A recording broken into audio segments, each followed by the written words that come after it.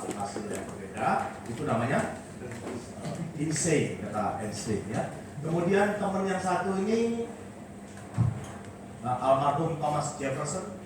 Saya rasa teman-teman semua juga familiar bahwa dia adalah mantan presiden Amerika Serikat ya, beberapa saya tidak tahu. Dan dia bilang bahwa kalau Anda menginginkan sesuatu yang belum pernah Anda dapatkan, maka Anda harus melakukan, harus mau, harus ingin melakukan sesuatu yang belum pernah Anda lakukan. Setuju teman-teman ya? Jadi ini membuka sesi saya untuk tema Breakthrough to Excellence pada sore hari ini. Ya. Nah, tadi Ferry bicara tentang cash flow kuadran, itu mungkin versinya Robert T. Kiyosaki yang membagi manusia menjadi 4 kuadran. Tapi saya pikir saya mau sederhanakan aja bahwa itu ada kuadran kiri dan kuadran kanan begitu loh. Kuadran kiri di mana orang-orang itu bekerja dengan membarter waktu dengan uang, seperti saya dulu. Apapun posisi saya memulai karir saya pernah di industri sebagai kontraktor, di mana setelah baca buku itu saya baru tahu ternyata saya bukan business owner, saya hanya seorang setara dengan self-employed, seorang small business owner, karena ada sistem di situ, ya. Dan di kuadran kiri ini orang-orang barter waktu dengan uang, jadi mereka itu bekerja untuk uang, gitu ya, termasuk saya. Dan saya mengatakan kemudian bahwa kita ini slave to money, kita ini jadi budaknya uang, kita barter waktu dengan uang. Sampai suatu ketika kita tidak cukup punya waktu yang berlebih karena waktu kita ini mungkin mesti jaga kesehatan, ya toh, sudah dimakan usia, nggak bisa seperti muda lagi. Maka kita pada saat itu tidak cukup punya waktu yang bisa dibarter dengan uang. Kita hanya slave to money. Sementara buku Robert T. Kiyosaki itu mengajarkan bahwa kuadran kanan, kuadran business owner dan investor itu adalah orang-orang yang membuat uang bekerja buat dirinya. Jadi dia jadi tuannya uang. Dia adalah master of money. Dia bekerja untuk membangun aset, and then suatu ketika dia malas bekerja, aset itu yang bekerja untuk kasih uang buat dirinya. Setuju teman-teman ya? Mungkin ini cukup klasik. Gak usah tegang-tegang, Bapak Ibu, teman-teman sekalian. Kita relax saja hari ini mau bahwa itu dulu kerinduan saya kepingin tidak lagi jadi budak dari uang gitu ya. Even pun saya membangun sebuah karir ya, saya pernah sebagai kontraktor dan kemudian karena Krismon tahun 97-98 saya udah hijrah ke Jakarta, tidak ada proyek yang bisa saya kerjain karena bunga bank begitu tinggi, ya, proyek nggak ada waktu itu. Saya terpaksa berkarir sebagai supervisor di perusahaan, memulai di situ menjadi asisten manajer, menjadi manajer, menjadi GM, dan akhirnya menjadi direksi di perusahaan itu. Tapi tetap aja saya barter waktu dengan uang. Saya slave to money. Nah, lalu saya merindukan sebuah bisnis di mana lewat bisnis itu saya berharap suatu perubahan besar terjadi. Ya. Nah hari ini saya to the point aja, mau karena waktunya cukup singkat ya, ada 3 orang yang akan bertestimoni tentang bisnis yang saya mau bahas hari ini. Saya langsung saja mengatakan bahwa ada peluang besar di Indonesia, ya, dan waktu itu saya juga melihatnya, ya. Dan saya mau mengatakan teman-teman Bapak Ibu sekalian bahwa Indonesia itu pointer mana ini? Oke. Penduduk Indonesia 250 juta, sementara industri asuransi jiwa, saya rasa saya to the point aja karena pasti teman-teman yang mengundang Bapak Ibu hadir di sini udah memberikan informasi bahwa ini kita bicara tentang sebuah bisnis yang berkaitan dengan industri financial, khususnya asuransi jiwa. Ya, saya to the point aja. Dan penduduk Indonesia itu baru tergarap marketnya kurang lebih 5%. Nanti saya kasih datanya ya, kurang lebih 5%. So masih ada 95% yang belum tercover dengan asuransi jiwa. Jadi kita melihat ada sebuah peluang yang cukup besar. Kita ngomong market dulu karena ini Indonesia 250 juta. Nah, Bapak Ibu teman-teman sekalian, market bagus, tetapi kita juga melihat adanya problem di market tersebut.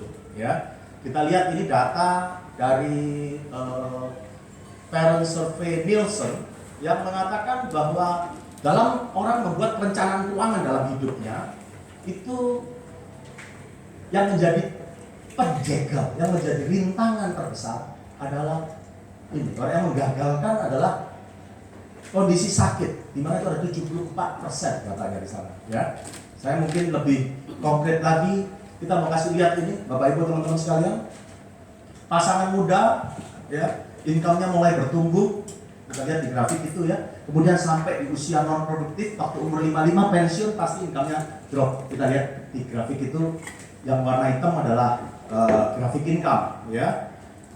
Dan, nah ini gambarnya, itu adalah expense dari keluarga muda ini dimulai, ya. Waktu lahir anak pertama pasti pengeluaran lebih besar, ya, agak mepet dengan pendapatannya, tapi tetap bisa saving, ya, kalau mereka manage dengan baik. Dan seiring dengan kemandirian anak-anaknya, maka mulai bisa saving lebih banyak, ya, income-nya dibanding dengan pengeluaran. Tapi on the deal mulai swap, Bapak Ibu teman-teman sekalian, ya. Di usia 55, pengeluaran ternyata mulai meningkat, ya. Sehingga terjadi ini besar pasak daripada tiang, dan kita financial planner selalu mengajarkan bahwa orang mulai saving di periode produktif ini. Setuju ya? Oke. Tetapi problem tadi, jadi kita punya market yang begitu besar, tapi ingat Bapak Ibu, teman-teman sekalian, Jack Ma bilang kalau you mau punya bisnis bagus, cari di masyarakat itu satu problem dan you punya solution atas problem itu, ya. Dimana program yang ditawarkan itu merupakan kebutuhan dari banyak orang, maka itu akan jadi satu bisnis. Dan saya melihat juga hal yang sama.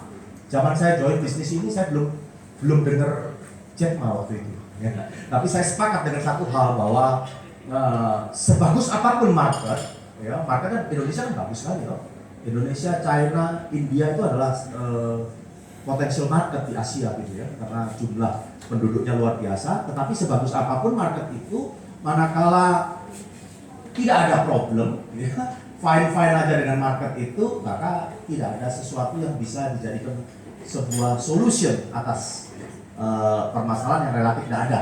So there is no business, ya. Nah, kita melihat tadi bahwa ada problem, yaitu kalau pencari nafkah ini mulai mengalami resiko hidup. Ya, resiko hidup itu mulai dari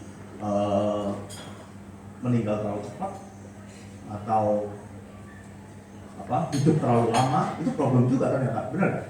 Hidup terlalu lama itu problem juga, karena kita banyak kalau ulang tahun, ya, kita nyanyi panjang umurnya, ini saya baru kejadian 2 hari yang lalu. Saya kasih ucapan selamat ulang tahun, tapi dibilang panjang umur gini, Pak jangan doain saya panjang umur. Ya, terus kemudian saya teringat 15 tahun yang lalu pelajaran ini, yaitu manakala seseorang tidak membuat perencanaan keuangan yang baik, ya, dia tidak panjang umur itu berarti problem, karena setelah itu tidak produktif lagi. Masa kita hidup dengan cuma menghirup udara segar seperti itu, ya. Nah, Bapak Ibu, teman-teman sekalian, tapi problem lain adalah resiko kehidupan yang namanya sakit, apalagi resiko sakit kritis seperti ini. Ya. Meninggal udah jelas lah, kalau meninggal terlalu cepat, bagaimana nasib anak-anak mesti dibiayai kuliahnya, dan bagaimana dengan rencana-rencana ke depan, ya. Nah, saya cepat aja di bagian ini, jelas ini adalah problem. Nah, saya mau cerita singkat teman-teman sekalian, bahwa saya 15-16 tahun di industri ini. Saya memastikan banyak market itu yang punya penghasilan, tapi mereka tidak punya perlindungan penghasilan, tidak punya pendapatan, tapi tidak punya perlindungan pendapatan, punya income, tapi tidak punya income protection, ya. Nah, kemudian apa yang ditawarkan? Selama saya hampir 16 tahun di industri ini, kita memberikan solusi dalam bentuk program yang kita sebut sebagai 5P, program perlindungan pendapatan dan pengganti pensiun. Ya, programnya simple. Seseorang misalnya saving 2 juta, baru 3 bulan, dokter bilang Anda pulang beruntung, ya. Dan karena resiko kehidupan itu dia harus diberhentikan dari kerja.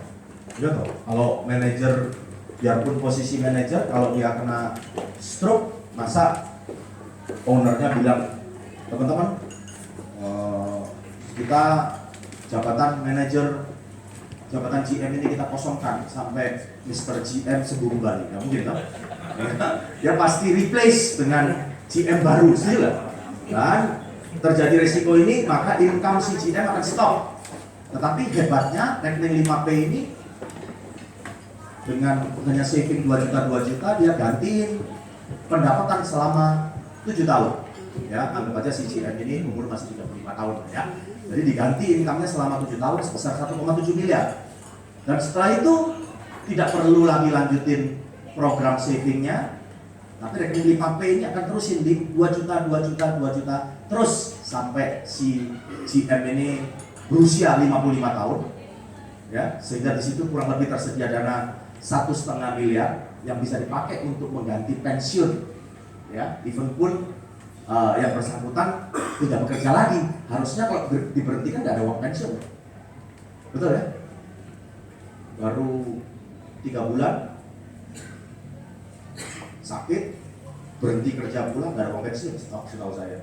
Tetapi rekening ini memberikan pengganti pensiun 1,5 miliar dari dilanjutin tabungan 2 juta tersebut sampai umur 55, meskipun di tengah perjalanan si GM ini sembuh kembali. Nah, Bapak Ibu teman-teman sekalian, menurut Anda program seperti ini cukup bagus nggak? Ya, bagus pastinya ya, dan bisa bantu GM manapun, bahkan bukan GM pun sekalipun ya, untuk keluar dari masalahnya. Setuju ya? Karena ada program pengganti pendapatan ini. Nah, that's why saya melihat pada waktu itu ada sebuah solusi. Kita bisnis ini, nah ini teman-teman ya, kalau enggak kan resiko seperti anak nggak jadi sekolah, lihat impian untuk pensiun batal semua. Ya, Anda lihat tadi gambar saya. Ya. Biasanya untuk biaya berobatnya mungkin di cover oleh perusahaan tempat bekerja, tapi ini masalahnya kelar tuh, karena pendapatannya jadi hilang. Ya, bagaimana kelanjutan kuliah anaknya nih? Ya, kemudian rencana pensiunnya dan segala macam kalau kami sembuh kembali. Jadi ini itu tadi bisa menjadi sebuah solusi. Ya. Bapak Ibu teman-teman sekalian, saya sore hari ini bicara bukan memberikan training ya. Jadi saya agak cepat aja karena saya harus berikan kesempatan kepada beberapa rekan yang nanti juga memberikan testimoni.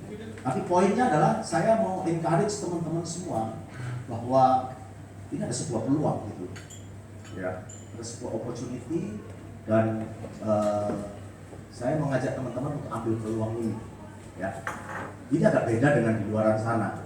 Biasanya di luar harus pintar dulu baru kita memutuskan untuk masuk, ya. Tapi di sini kita masuk dulu nanti bikin pintar kemudian.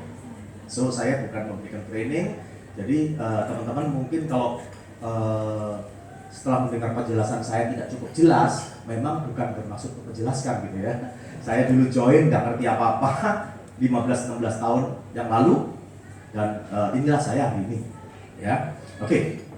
Nah teman-teman, saya senang ya di bisnis ini. Ini menurut saya adalah sebuah bisnis buat orang-orang yang senang bantu orang lain. Nah itu adalah sebuah misi. Saya merasa bahwa lewat bisnis ini saya bisa mendeliver banyak payung proteksi di luaran sana. Banyak di luaran sana orang-orang yang punya pendapatan, yang punya income, tapi tidak punya income protection, tidak punya perlindungan pendapatan. Dan tugas saya untuk membantu mereka dengan payung proteksi ini. Dan saya memulai tahun 2003. Saya pikir penduduk Indonesia segitu banyak, mampukah saya bawa misi ini untuk deliver payung itu kemana-mana? Ya. Tapi puji Tuhan lewat sistem di bisnis ini yang sebentar saya akan paparkan, ya, saya hari ini Tuhan izinkan punya hampir 500 leaders, ya, itu adalah para associate agency director dan agency director yang memimpin tim sales, yang memimpin para agents, ya, sehingga begitu banyak saat ini dalam kurun waktu 15 sampai 16 tahun ini orang-orang yang terdeliver dengan proteksi, dengan payung proteksi ini, ya. Itu adalah sebuah misi dan saya pikir saya dulu pernah berkarir sebagai profesional, teman-teman, ya. Posisi bagus, income bagus, tapi satu hal yang membuat perbedaan besar ya. Selain income-nya tentu saja jauh lah dibanding saat ini ya, jauh, bukan jauh lagi, jauh banget. Tetapi saya mau katakan ada satu hal yang berbeda, yaitu manakala kita melakukan rutinitas yang tidak terlalu membawa dampak buat banyak orang di luaran, biasanya kecintaan kita akan profesi atau karir kita itu akan berbeda. So hari ini, saat ini saya mengundang Bapak Ibu dan teman-teman sekalian merenungkan kembali, entah kalian berbisnis atau saat ini bekerja, coba renungkan pekerjaan yang saat ini dijalankan, apakah itu membawa banyak dampak buat orang-orang di sekitar. Saya membuat perbedaan ini.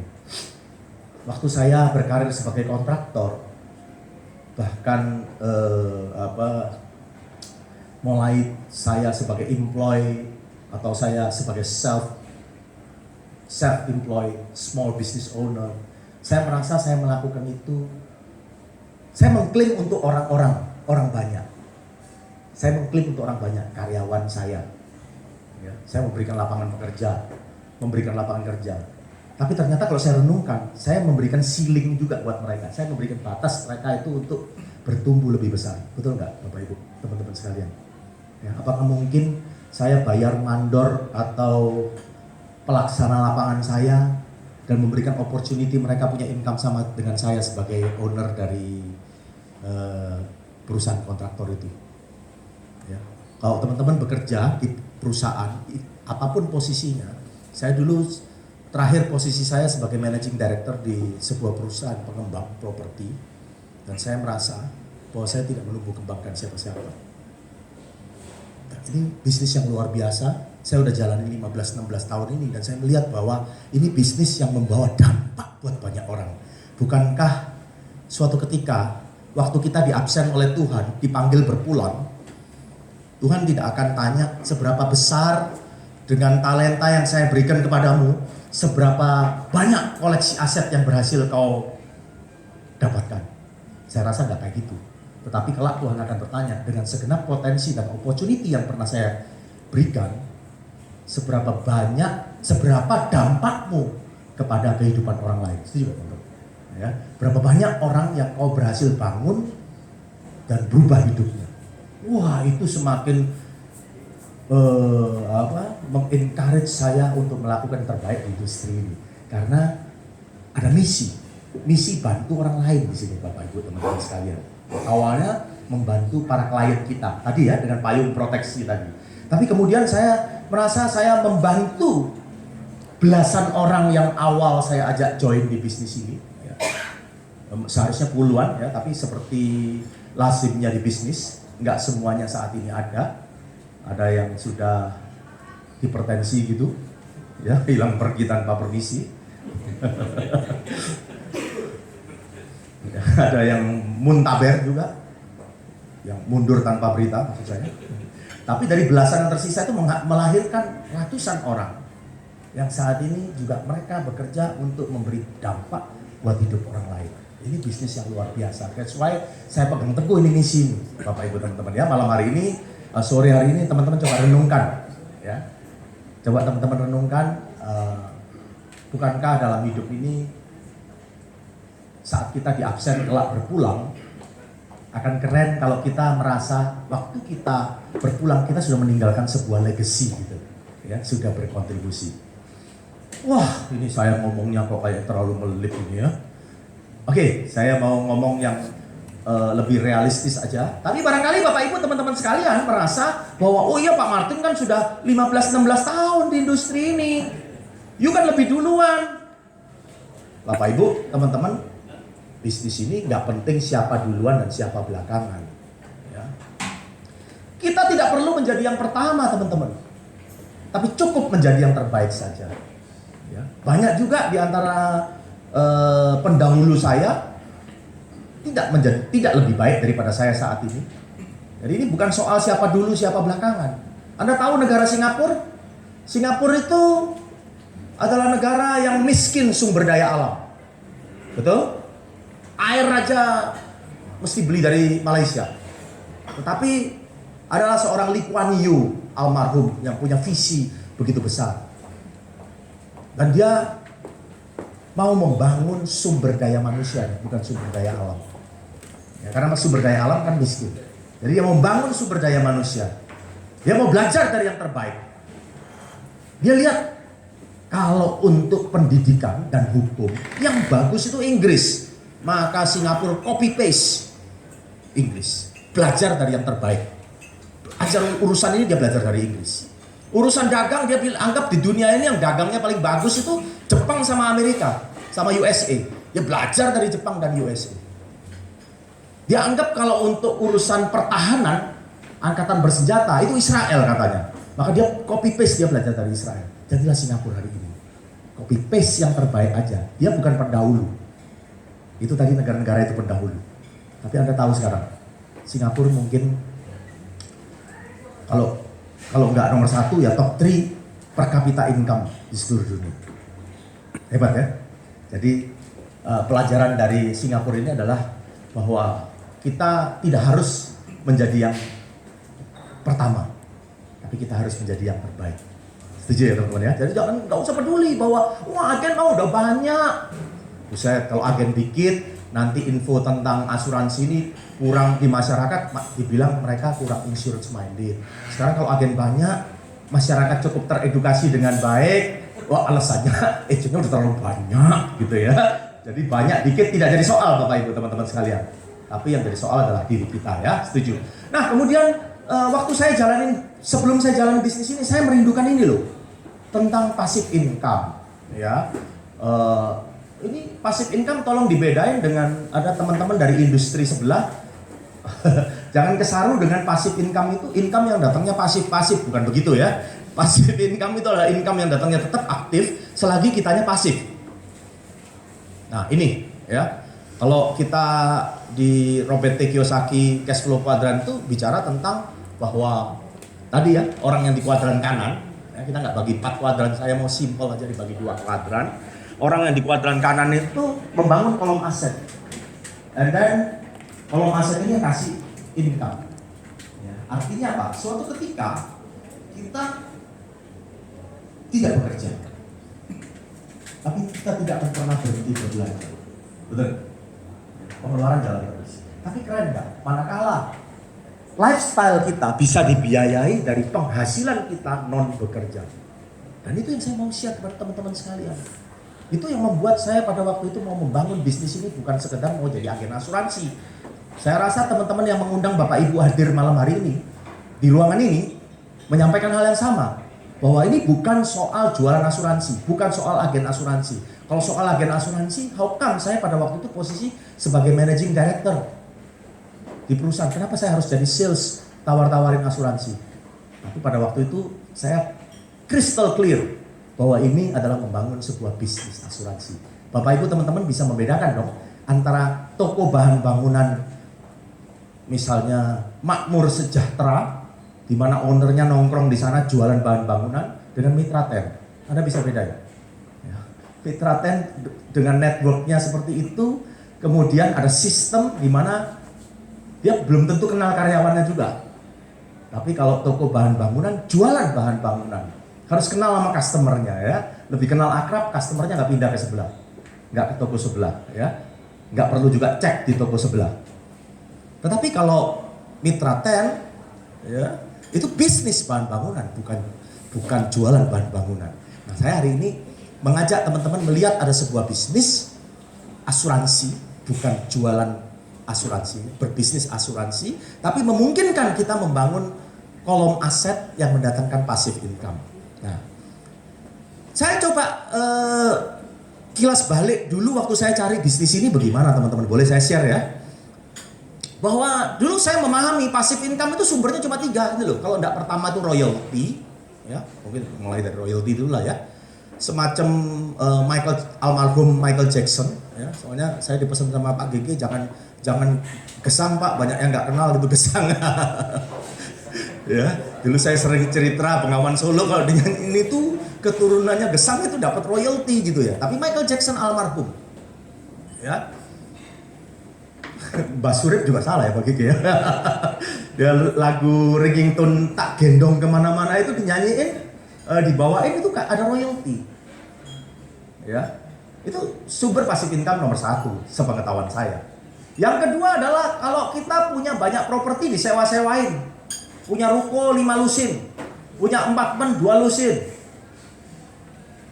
Disewa-sewain kita dapat passive income. Betul nggak? Yang ketiga, sumber passive income adalah dividen yang kita dapat dari share kita di perusahaan-perusahaan di mana kita pernah beli sahamnya. Betul ya? Tapi pertanyaannya yang nomor 2 dan nomor 3 ini bukankah harus punya duit banyak dulu, betul ya? Investasi dalam hidup ini ya investasi 2 macam aja, investasi waktu dan uang. Nah, Bapak Ibu teman-teman sekalian diundang ke sini, saya rasa teman-teman yang mengajak Anda sudah kasih tahu, bukan disuruh invest uang di sini. Ya. Yang nomor 1, saya juga tutup buku, saya nggak punya talent sebagai pencipta lagu, ya. Ataupun inventor, ya, saya nggak mungkin persisten seorang almarhum Thomas Alva Edison bikin penemuan eksperimen sampai 10.000 kali gagal 9.999 dan terus bertahan, ya. Dan itu juga saya tutup buku. Kemudian saya menjumpai bahwa lewat bisnis ini dengan menginvestasikan waktu kita bisa membangun sebuah bisnis yang kelak mendatangkan royalti, ya. Oke. Nah, saya to the point aja. Dalam bisnis ini, dalam hidup ini teman-teman, bukan talent nomor 1. Bukan itu yang penting. Bukan skill pula nomor 1. Saya jamin teman-teman sekalian kalau saya ajukan pertanyaan ini, pertanyaan bodoh ini dengan jawaban yang begitu pintar. Kalau terjadi balapan mobil ya, antara saya dengan Michael Schumacher, saya nggak tahu dia udah siuman belum dari komanya. Schumacher. Hah? Atau udah PSW? Belum ya? Udah jangan nama Schumacher lah, sama siapa? Sebastian Vettel atau ini aja si siapa hitam ini Inggris ini sih, sama Lewis Hamilton, ya. Saya rasa pertanyaan saya bodoh dan jawaban teman-teman keren. Pasti menang Hamilton. Tapi saya kasih tahu dulu teman-teman. Kalau balapannya saya bawa BMW yang ada M series di depannya, tapi dia bawa bajai gimana? Ya. Ya BMW juga tapi bajai merah warnanya. Anda masih bertaruh untuk seorang Hamilton? Jadi kendaraan penting Bapak Ibu teman-teman. Vehicle penting. Nah, hari ini saya mau share tentang vehicle ini. Ya, tentang prudential. Ya, singkat aja. Ini era informasi sudah lewat. Gampang sekali teman-teman bisa googling untuk cari tahu tentang prudential ini. Saya nggak akan bahas panjang lebar. Ya. Tapi saya pastikan bahwa dia perusahaan yang cukup lama. Ini syaratnya kalau teman-teman mau jalanin sesuatu, jangan terkecoh sama perusahaan yang tidak punya sejarah panjang. Tahun 1848, udah 170 tahunan, ya, cukup panjang sejarahnya. Bahkan Perang Dunia Pertama, Perang Dunia Kedua udah dia lewatin. SARS, flu burung, apapun sudah dia lewatin eranya. Tapi perusahaan ini masih di bidang yang sama. Perang Dunia Pertama atau Kedua saya lupa. Di Polandia, di kantornya itu kena dibom. Ya, kantor Prudential di sana itu kena bom. Tapi luar biasa klaim bisa dibayar gitu. Benar? Ya, itu sejarahnya boleh Google. Ya, saya cepat aja di bagian ini dan saya senang sekali bahwa kalau kita join perusahaan jangan nama perusahaan yang tanggung-tanggung. Ya, perusahaan ini masuk di dalam daftar 100 perusahaan yang akan bertahan 100 tahun ke depan menurut majalah Forbes. 100 tahun ke depan teman-teman. Saya join perusahaan ini udah lahir puluhan tahun. Ya. Saya hampir 1 abad sudah. Dan kelak saat saya berpulang perusahaan ini masih ada. Nah itulah saya memutuskan saya mau join dengan perusahaan yang model kayak gini. Ya. Dan kalau dilihat di list ini, dia adalah satu-satunya perusahaan asuransi jiwa yang ada di list sana. Saya tidak lihat ada perusahaan asuransi jiwa dengan inisial A, M, S di list itu, ya. Anda boleh Google aja di situ. Kalau nggak sepakat dengan temuan ini boleh protes sama Forbes, ya. Ini bukan dirilis oleh saya. Bapak Ibu teman-teman sekalian, ya, dia listed di New York Stock Exchange dan London Stock Exchange dan saya mau cepat sekali mengingat waktu. Dan penetrasi marketnya luar biasa. Ini loh yang saya mau kasih tahu tentang opportunity yang saya agak beda pandangan dengan orang yang banyak ngomong di luaran bahwa wah ini udah jenuh, ini already saturated. Ya, coba teman-teman perhatiin, Malaysia itu Prudent ini sama kita ngomong tentang Prudential ya. Jangan ngomong yang perusahaan lain. Kita compare sama-sama di Asia aja ya. Ini kan serumpun ya. Di Malaysia itu perusahaan Prudential itu sudah 94 tahun. Waduh, ini data polisnya nggak nongol, nggak apa-apa ya teman-teman ya. Tapi kurang lebih Anda lihat ya, perhatiin ya, supaya Anda lihat bahwa di Indonesia itu ada 250 juta penduduk, di Malaysia cuma 30. Dan yang luar biasa di Singapura tuh 5,5 juta. 5,5 juta. Dan Prudential itu udah 85 tahun di situ. Ini Commonwealth-nya Inggris. Bahwa Prudential ada perusahaan dari Inggris. Ya, sejarah panjang. Udah 85 tahun, sudah 5 juta orang punya polis Prudential di Singapura, tapi bisnis masih bagus banget di situ. Nah, Anda lihat di Indonesia kayak gini, apa komen teman-teman sekalian? Apakah wah payah atau wow this is opportunity? Betul nggak? Anda lihat, loh, penduduknya 250 juta, di Singapura cuma 5,5 jutaan. Artinya setiap tahun ya, kalau dikatakan di Indonesia itu tingkat kelahiran 5-6 juta, ya itu artinya tiap tahun kalau Anda dengar oe di Indonesia itu artinya cepluk satu Republik Singapura lahir di Indonesia. Betul nggak? Ini huge market ya. Dan kita baru 23 tahun ya, karena Prudential masuk di Indonesia tahun 95. Oke. Saya percepat aja, nanti Anda bisa tanya kepada teman-teman yang mengundang. Wah, 15 tahun dia adalah perusahaan asuransi nomor 1 loh di Indonesia. Di dalam kurun waktu 16 tahun sejak 2002 ya, investor itu merilis, saya koleksi ini 2002 sampai 2018 dalam 16 kali kejuaraan ya, bukan kejuaraan bulu tangkis tapi kejuaraan asuransi jiwa, Prudential menang 15 kali. Ini 2002 sampai 2013 dia bolongnya cuma 2014 sebagai runner up, dan 2015 sampai 2017 dia tetap nomor 1. Enaknya gini loh Bapak Ibu teman-teman sekalian. Yang saya belajar ini dari GG terus terang aja. Bahwa kalau sama perusahaan nomor 1 itu enaknya begini. Anda bayangin ya, kompetitor tuh pasti kepingin nomor 1, betul nggak? Kepingin beat yang nomor 1. Jadi apa yang jadi fokus mereka? To be number 1. Tapi kalau yang perusahaan sudah nomor 1, apa yang dilihat? Bahwa kalau kita berada di perusahaan nomor 1, kita tiap hari bangun tidur itu hanya mau mengalahkan diri kita sendiri untuk membuktikan bahwa ini kita adalah nomor 1 di perusahaan nomor 1. Cukup jelas ya teman-teman? Nah, challenge-nya berat mana sama berada di perusahaan yang nggak nomor 1? Ya, saya tidak ngomong kompetitor jelek ya, kompetitor juga bagus, perusahaan lain juga bagus, produknya juga bagus. Tapi saya katakan bahwa kalau kita berada di perusahaan nomor 1, kita tidak punya challenge untuk mengalahkan yang nomor 0. Di atas nomor 1 kan nomor 0. Kok serius-serius amat sih? Kita hanya punya challenge untuk mengalahkan diri kita sendiri gitu loh ya, untuk menjadi yang terbaik. Nah, ini total aset Prudential hingga tahun 2017 80 triliun. Ya 23 tahun 80 triliun. Ada perusahaan yang sudah 1 abad tetapi asetnya di bawah ini. Ya, Anda tahu ya berarti seberapa agresif perusahaan ini. Dan bicara tentang asuransi pasti kaitan dengan klaim. Nah, dalam 1 tahun, sepanjang 1 tahun ada 12 triliun klaim yang dibayarkan. Nah, ini klaim itu bukan withdrawal dana ya. Ini adalah klaim uang pertanggungan, bukan withdrawal dana investasi, bukan. Tapi ini adalah klaim uang pertanggungan. Dan kalau dibagi dengan total jumlah cases, jumlah polis yang ngeklaim ini, compare to jumlah waktu 5 hari kerja, itu artinya tiap 8 detik itu ada 1 klaim Prudential.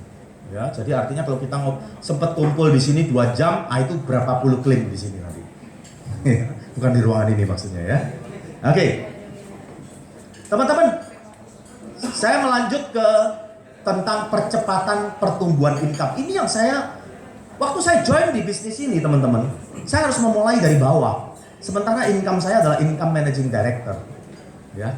Tetapi saya melihat bahwa bukan besaran income-nya yang menentukan, tapi bagaimana percepatannya, itu baru evaluasi yang fair. Saya membangun karir saya kan butuh waktu juga, ya. Sementara di Prudential baru mulai, nggak bisa di-compare seperti itu. Tapi yang kita lihat adalah percepatan pertumbuhan income-nya, ya. Ini nggak usah saya bahas, tapi teman-teman, saya tidak tertarik dengan total komisi dari jualan asuransi, di mana besarnya adalah kurang lebih 100%, ya. Tapi saya tertarik di bawah, yaitu off-riding business, ya, di mana sebagai agency director itu kita mendapatkan 33%. Bapak Ibu teman-teman pasti bertanya, kenapa kok saya gak bahas yang atas? Teman-teman selalu begin with the end in mind. Start dari tujuan akhir yang kita mau menuju ke sana. Ya, dan itu angka yang melekat di kepala saya bahwa kalau ada tim saya, ya, sebegitu banyak tim saya yang berjualan, agen-agen saya yang berjualan, saya mendapatkan off-riding total 33%. James Paul Getty itu mengatakan bahwa dia lebih mau dapetin 1% dari 100 orang, dari effort 100 orang, daripada dia dapat 100% dari effortnya sendiri. Cukup jelas ya teman-teman ya. Dan saya klik waktu awal saya menyatakan bahwa saya harus membangun network. Ya. Jadi di malam hari ini saya mengundang Bapak Ibu teman-teman sekalian, calon partner bisnis kami, ya, untuk bersama-sama mengembangkan jaringan distribusi 5P ke seluruh Indonesia. Ya. Saya perlu jaringan distribusi dan teman-teman adalah sebagai business owner, bukan melulu agen di bisnis ini. Ya. Nah, ini adalah jenjang karirnya. Dalam 5 tahun saya menjanjikan kalau sesuai dengan sistem yang kita bangun, di mana modul duplikasinya adalah tiap tim, ya, artinya tiap tim itu saya atau Anda dan kawan-kawan 1 tahun itu mengumpulkan dalam 1 tahun 20 klien yang 2 juta per bulan. Enak mana 20 klien 2 juta per bulan itu kita sendiri atau kita keroyokan 10 orang atau 20 orang. Ya, ini visi ini yang saya harap teman-teman pahami sehingga bisa melihat bahwa ini nanti duplikasi berjalan seperti ini. Dan dalam 5 tahun saya pastikan income-nya kalau sesuai dengan sistem 150 juta per bulan kalau teman-teman menjalankan sesuai sistem, ya. Wah, ini saya agak kereta cepat. Ternyata tight juga ya, saya pikir tadi bisa cepat. Oke, nah ini tahun pertama teman-teman, pastikan 20 klien 2 juta per bulan. Ya, saya ambil yang gampang aja. 20 klien 2 juta per bulan. Kalau 20 klien 2 juta per bulan itu repot sendirian, ya udah. Kalau rame-rame keroyokan 10 orang, maka itu setiap orang 2 klien aja. Simple, ya. Tapi dalam contoh ini saya lebih ingin yang lebih realistis saja. Kita sendiri at least 10 klien 2 juta per bulan. Program yang tadi yang saya cerita 5P, simple loh. Banyak orang yang bisa dibantu kan di luar. Dan kita punya tim 5 orang yang masing-masing 2 klien 2 juta per bulan dalam waktu setahun. Simple ya. Oke. Tahun kedua intinya hanya membuat 2 orang melakukan duplikasi. 2 orang ini melakukan hal yang sama persis yang kita lakukan tahun lalu. Sementara kita mengulanginya lagi. Maka saya pastikan income-nya kurang lebih 28 juta per bulan di tahun kedua. Ya. Demikian selanjutnya tahun ketiga, keempat, dan saya pastikan 5 tahun dengan sistem ini diduplikasikan, income-nya adalah 158 juta per bulan. Nah, teman-teman ini yang menarik. Teman-teman akan sampai pada jenjang sebagai seorang eksekutif agency director dan mendapatkan royalty ini. Ya. Setiap kali Anda membangun seseorang untuk menjadi agency director, mengikuti jenjang karir tadi ya. Tahun pertama agen, tahun kedua associate agency director, tahun 2020 menjadi agency director. Ya. Setiap Anda membangun seorang agency director, maka atas tim dari agency director itu Anda mendapatkan royalty 6%. Ya, besarannya adalah 3 ditambah 3%. Tahun pertama 3%, tahun kedua 3%. Dan itu adalah 6%, ya. Kemudian agency director ini juga mencetak agency director yang dimana saya nggak kenal nih, dengan AD2 ini saya nggak kenal. Tapi berkat sistem di bisnis ini, maka saya mendapatkan royalty generasi kedua yaitu 4% dari timnya dia. Ya, demikian seterusnya sesuai dengan tabel ini, nggak usah dihafalin teman-teman. Tapi saya mau kasih lihat ini, mungkin lebih enak kalau melihat angka ya. Tapi kita melihat bahwa seorang agency director kalau mempromosikan agency director itu omsetnya adalah 3,6 miliar.